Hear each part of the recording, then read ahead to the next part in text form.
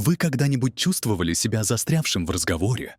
Вы начинаете разговаривать с кем-то, поприветствовав собеседника, спросив вопросы типа «Как дела?» или «Как провел день?»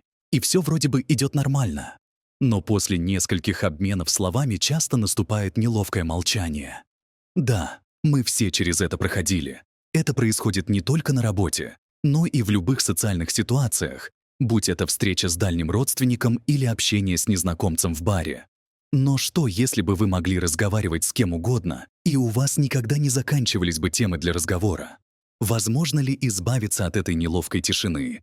На самом деле, каждый из нас в той или иной степени испытывает социальную тревожность, из-за чего возникают неловкие паузы. Вы часто вините себя за то, что являетесь слишком застенчивы или не уверены в себе. Вы думаете, что это ваш личный недостаток и что это является причиной той самой тишины. Но на самом деле проблема не в вашей двуличности или неуверенности, просто в отсутствии навыков. Вы еще не овладели искусством светской беседы. Как и обучение игре на музыкальном инструменте или написание стихов, беседа — это навык, который совершенствуется с практикой. И этот навык можно запросто освоить.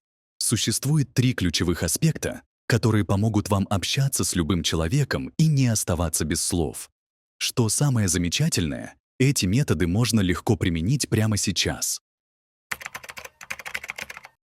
Во время разговора люди постоянно подкидывают вам темы для беседы, но вы просто их упускаете. Вам нужно быть внимательным и улавливать эти темы. Слушайте подробности, которыми они делятся.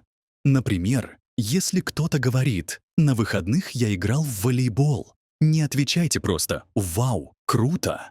Ваша цель — продолжить разговор, и это можно сделать, углубнувшись в вопрос. Задайте вопрос по типу «Где вы обычно играете?» или «Как долго вы играете в волейбол?». Такие вопросы естественным образом повлекут за собой другие. Например, «Вы играете на соревновательном уровне?» или «Состоите ли вы в волейбольной команде?». Даже если вам не интересен волейбол, задавая эти вопросы, вы показываете, что вовлечены в разговор или, по крайней мере, создаете такое впечатление. Плюс это поддерживает разговор, помогая вам направлять его в том направлении, которое кажется наиболее комфортным. Распространенное заблуждение заключается в том, что для того, чтобы стать лучше в разговоре, нужно больше говорить. На самом деле это не так. Для того, чтобы улучшить свое общение, нужно делать наоборот, больше слушать. Это означает активно сосредотачиваться на том, что говорит другой человек, и ни на чем другом. Это позволяет вам не только лучше понять собеседника, но и глубже уловить его мысли, эмоции и намерения. Когда вы действительно слушаете, вы создаете пространство для более осознанного и продуктивного взаимодействия, где ваши ответы будут более точными и уместными. Последняя вещь — это найти общие интересы.